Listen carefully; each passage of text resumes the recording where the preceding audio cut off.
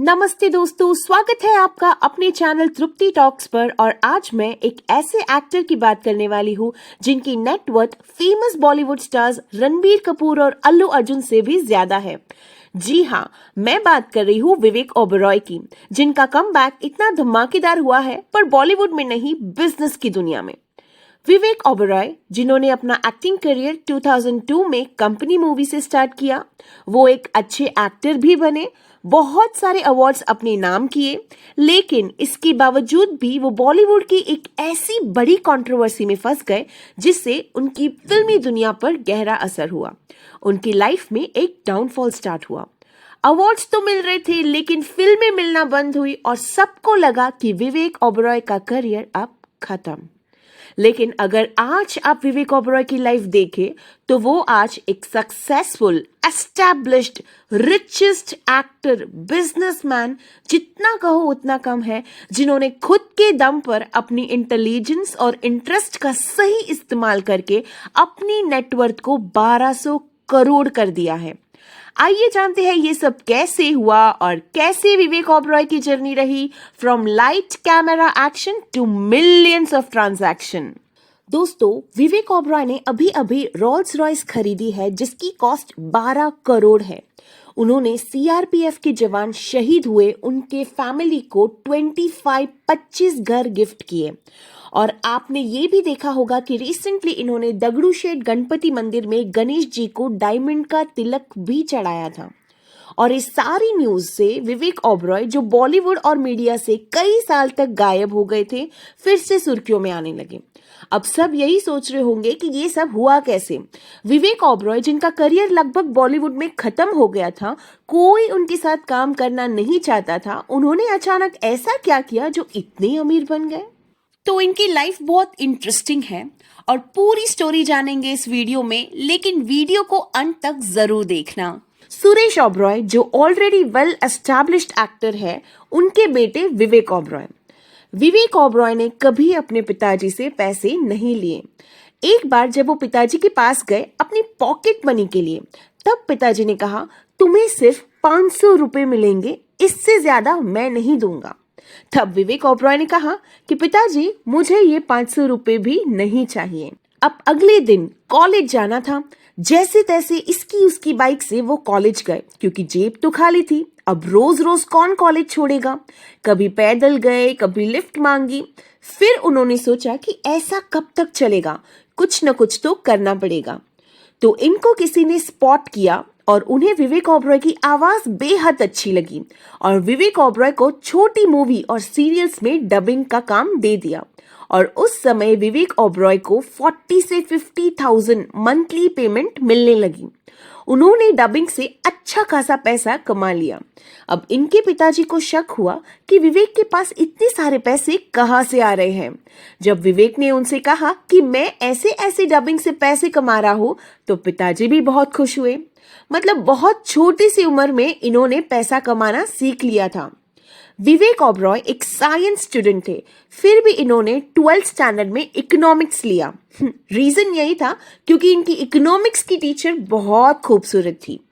खूबसूरती को देखकर इकोनॉमिक्स स्टार्ट किया, लेकिन उनका इकोनॉमिक्स में इंटरेस्ट बढ़ता ही गया। इकोनॉमिक्स को बहुत डिटेल में समझा, माइक्रो मैनेजमेंट को समझा और सीखने के बाद सोचा कि जो कुछ भी किताब से सीख रहा हूँ वो रियल लाइफ में भी अप्लाई होता है क्या। ये जानने के लिए इन्होंने अपने कॉलेज के सामने बैठे पान बीड़ी, वड़ा पाव, डोसा, चाय जैसे छोटे ठेलों पर माइक्रो फाइनेंस के कॉन्सेप्ट्स को अप्लाई किया। उन्होंने उनका बिजनेस मॉडल को समझा, उनका स्टॉक कितने में आता है, कहाँ से आता है, कैश फ्लो कैसे मैनेज होता है, सब कुछ समझ लिया। और उन्होंने देखते ही देखते माइक्रो फाइनेंस शुरू किया। सबको वो पैसों की मदद कर रहे थे, सबको फाइनेंस कर रहे थे और अपना थोड़ा बहुत प्रॉफिट का शेयर वो भी रखते थे। और यकीन मानो, उन सबका बिजनेस विवेक ओबेरॉय ने ग्रो करके दिया। तो ये माइक्रो फाइनेंस करते करते एक टाइम ऐसा आया कि ग्रेजुएट होते होते उनके कॉलेज के बाहर जितनी भी दुकानें थी, उनके साथ विवेक ओबेरॉय का खाता बना हुआ था। 18 साल की उम्र में उन ठेलों से वो अच्छा खासा शेयर कमा रहे थे। उन्होंने माइक्रो फाइनेंस से अच्छी खासी अमाउंट जमा कर ली थी, लेकिन पैसा कमाने के बाद हमेशा उनके दिमाग में यही चलता था कि अब आगे क्या, व्हाट्स नेक्स्ट, आगे कैसे खुद को ग्रो करना है। ऐसा नहीं कि पैसा कमा लिया है अब तो मजे ही मजे करने हैं, बस एंजॉय करेंगे, पार्टी करेंगे, वो सब नहीं चलता था उनके दिमाग में। वो कभी रुके ही नहीं, बस पैसा कमाते ही गए। अब इंसान एक बार बिजनेस में कमाने लगा ना, उनका इंटरेस्ट ऐसे जाग गया ना, तो वो रुक ही नहीं सकता। अब विवेक ओबरॉय के साथ भी ऐसा ही हुआ। 1000 का 2000 और 1 लाख का 5 लाख कैसे करना है, वो ही दिमाग में चल रहा था, वो ही हमेशा चलते रहता था। उन्होंने 18 साल की उम्र में पैसा स्टॉक मार्केट में इन्वेस्ट किया, लेकिन स्टॉक मार्केट में उन्हें भारी नुकसान हुआ। लगभग 19 लाख का नुकसान हुआ। जो कुछ भी कमाया सब गवा दिया। क्यों? क्योंकि तब उन्हें स्टॉक मार्केट की इतनी नॉलेज ही नहीं थी। फिर भी उन्होंने हार नहीं मानी।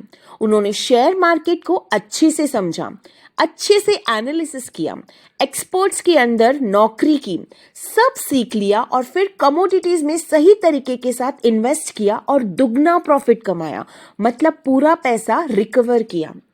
19-20 साल की उम्र में उन्होंने 12 करोड़ रुपए की संपत्ति जमा कर ली थी और खुद की टेक कंपनी स्टार्ट की, जो आगे चलकर उन्होंने एमएनसी को बेच दी और अच्छा खासा प्रॉफिट भी कमाया।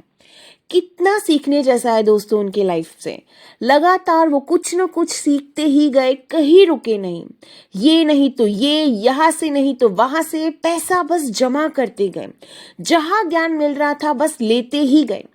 इसीलिए दोस्तों, जितना सीख सको उतना सीखो, ज्ञान कभी वेस्ट नहीं जाता। उसके बाद वो अमेरिका गए, वहां से वो एक्टिंग सीख कर आए। फिर उनके पिताजी सुरेश ओबरॉय ने उनको एक फिल्म भी ऑफर की, लेकिन विवेक ओबरॉय ने साफ साफ पिताजी की मदद लेने से इनकार कर दिया, क्योंकि उन्हें खुद से अपनी मेहनत से बॉलीवुड में पहचान बनानी थी। आजकल जहां सब बॉलीवुड में अपनी पहचान बनाने के लिए किसी ना किसी मदद मांगते रहते हैं, कुछ भी करने के लिए तैयार है, वहां विवेक ओबरॉय को बिना स्ट्रगल किए एकदम आसानी से फिल्म मिल रही थी। उसे ना कहकर अपने बलबूते पर अपनी पहली फिल्म हासिल की। पहली मूवी कंपनी बहुत हिट साबित हुई और उन्होंने बहुत सारे अवार्ड्स भी जीते। लेकिन सलमान खान ऐश्वर्या राय कंट्रोवर्सी में वो ऐसे फंस गए कि उन्हें मूवीज मिलना बंद हो गई। कहते हैं कि सलमान खान ने उनका करियर खत्म किया और विवेक ओबरॉय की लाइफ में डाउनफॉल आया। फिर विवेक ओबरॉय को समझ आया कि बॉलीवुड में सब एक दूसरे पे डिपेंडेंट है, यहाँ सब दूसरों के भरोसे पर बैठे हुए हैं। लेकिन विवेक को दूसरों पे डिपेंडेंट नहीं होना था, उनको खुद पर पूरा विश्वास था। उन्हें already economics, business, stock market का ज्ञान था। वो फिल्म के भरोसे नहीं बैठना चाहते थे। छोटी मोटी पिक्चरें तो कर रहे थे, लेकिन उसके साथ साथ भी उन्होंने अपना बिजनेस स्टार्ट किया और वहां से उन्होंने बहुत अच्छे पैसे कमाए। अब अगर दूसरे एक्टर्स को देखें तो उनका पूरा करियर हिट और फ्लॉप में निकल जाता है। पिक्चरें हिट गई तो ठीक, फ्लॉप गई तो पिक्चर मिलना बंद। ऐसे में इनकम सोर्स भी बंद। और एक तरफ विवेक ओबरॉय, उनके साथ बहुत कुछ हुआ बॉलीवुड में, इसके बावजूद उन्होंने हार नहीं मानी। उनको पता था कि बिजनेस में वो बहुत आगे बढ़ सकते हैं और बस आगे बढ़ते ही गए। आज विवेक ओबरॉय बहुत सारी स्टार्टअप कंपनीज में इन्वेस्ट करते हैं, लेकिन इनका main business infrastructure real estate का है, जिसका नाम कर्मा इंफ्रास्ट्रक्चर है, एंड एक इवेंट मैनेजमेंट कंपनी है जो मेगा एंटरटेनमेंट के नाम से है। इसके साथ साथ एक बहुत बड़ा प्रोजेक्ट है सऊदी में, एक्वा आर्क नाम से। एक बहुत बड़ा प्रोजेक्ट है जो लगभग 2300 करोड़ का है। ये स्वर्णिम यूनिवर्सिटी के को फाउंडर भी है और बहुत सारी कंपनीज में एंजल इन्वेस्टर भी है। अब विवेक ओबरॉय 30 से ज्यादा कंपनी के मालिक है, जिसके वजह से इनका वेल्थ पोर्टफोलियो बहुत जबरदस्त बन गया है। और अगर देखा जाए तो विवेक ओबरॉय को फ्लॉप एक्टर नहीं बल्कि रिचेस्ट एक्टर की तरह देखा जाता है। इन्होंने बिजनेस तो किया, लेकिन ये बहुत कम लोग जानते हैं कि वो बिजनेस भी ऐसा करते हैं जो अच्छा है, लोगों के काम आए और किसी को उससे नुकसान ना हो। वो मॉडर्न होने के साथ साथ बहुत रिलीजियस भी है। विवेक ओबरॉय ने पैसा कमाया, लेकिन वो लोगों की बहुत मदद भी करते हैं। कोई स्टैंडर्ड लाइफ नहीं, एकदम बेसिक लाइफ जीते हैं। वो इतने आगे बढ़ चुके हैं, इतने बड़े बिजनेसमैन हैं, लेकिन इन सब का क्रेडिट वो अपने पिताजी को देते हैं। एक्चुअली जब बचपन में सब वेकेशन मनाने अपने मामा मामी चाचा चाची के घर जाते थे, तब विवेक ओबरॉय के पिताजी उन्हें कहते थे कि हम वेकेशन बाद में मनाएंगे, तुम पहले ये परफ्यूम्स की बॉटल लो और उसे मार्केट में बेचो, और जो भी प्रॉफिट मिले वो अपना समझो। यही इंसिडेंट्स ने विवेक ओबरॉय के दिमाग में बिजनेस का बीज बो दिया था, और आज देखें तो उनकी वर्थ 1200 करोड़ है। अब इसे कहते हैं ज्ञान और ज्ञानी व्यक्ति।